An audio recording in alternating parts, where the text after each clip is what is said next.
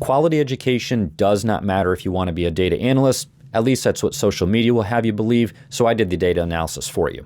Someone recently shared a post from me from LinkedIn of all of the experts that you need to follow if you want to up your game as a data analyst. This list had 35 data analytics experts that you need to follow, but when I dug into the information, here's what I found. Out of these 35 experts, the average years of work experience was 3.76 years, but that's actually being skewed by a couple people. So the median years of work experience is a better number to look at, and that is only 2.5 years of experience. If you look at this Pareto chart here, you'll see that 65% of the profiles that are being suggested are for people that have 3 years or less work experience.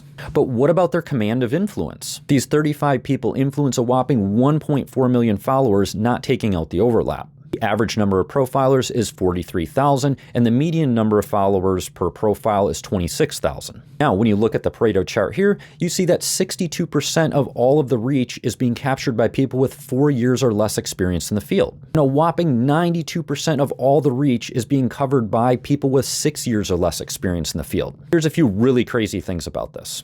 First, a number of folks on this list are creating and selling their own courses, they're calling themselves consultants, and they're doing paid sponsorships even though they have almost no experience as an individual contributor. Second, almost all these folks are analysts and have never made it to the management or leadership positions, and that should be obvious given the 2.5 years of median work experience. Yet this is exactly where almost all of your analytics training and content is coming from on social media. We're talking about all the technicals, all the how-tos, the day in the life of, the promotions, the raises, the interviewing, everything.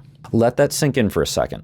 Let's say that you wanted to be a doctor. This is equivalent to somebody reading WebMD for about 20 hours, going out, putting on Band-Aids, taking some blood pressure, and then calling themselves a doctor. Worse yet, not only are they not a doctor, they're out there telling everybody how easy it is to be a doctor and how to be a doctor and practice medicine. So in the analytics field, this post is going to upset a few people, but the data speaks for itself. The majority of content that I see out here in the analytics space is all about people trying to grow their following and either trying to monetize it today or monetize it in the future without giving a second thought to the quality or the accuracy of the information that they're presenting. This is especially disappointing in the analytics field because part of the job is to not mislead people with data or information, whether it be on purpose or on accident. But you can't avoid accidentally misleading people if you don't have much experience to begin with. Instead, it's anecdotes of 1 or 2 samples, which is not statistically significant, being passed off as being expertise or being the truth. I guess gone are the days of needing really good education and lots of experience to be a professor like they have in college. As long as the most popular people in the room can teach us, we're all good.